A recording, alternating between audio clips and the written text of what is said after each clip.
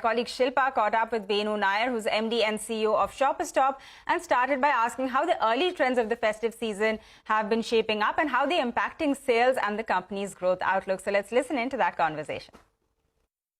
Now the festive season having started, and as we all know, it starts from the east, and it is very, very strong, and that's something which gives an indication of what to expect. And I think there are a couple of factors which are playing in.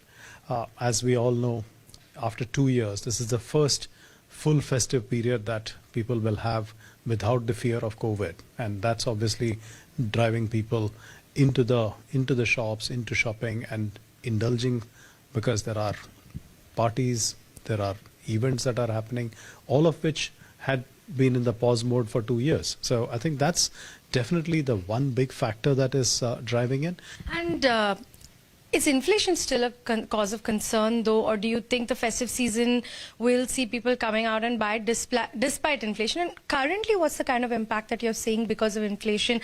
Are you seeing that people are cutting back on their expenses and shopping lesser? Inflation is there, and I think we all feel that, we all see that, and that's definitely a factor.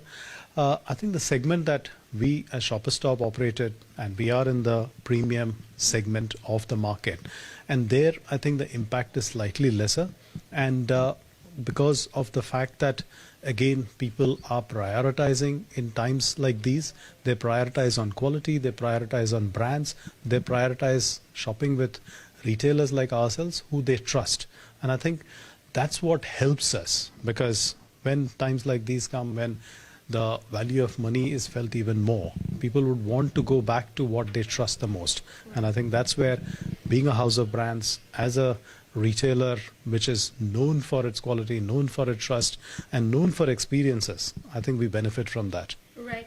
And the footfalls, are they well beyond or ahead of pre-COVID levels now?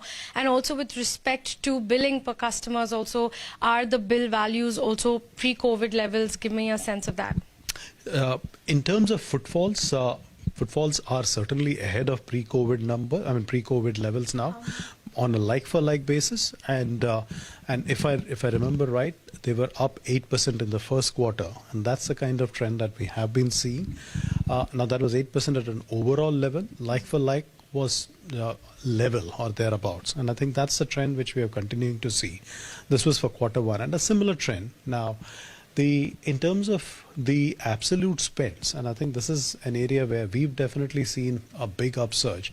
We've now had 8 quarters of continuous like-for-like growth in the average bill values. Okay. So over the previous quarter of the same period, for 8 quarters now, we've had growing bill values. Mm-hmm. And that's telling us 2 things. One, that the customer is loving obviously what they see.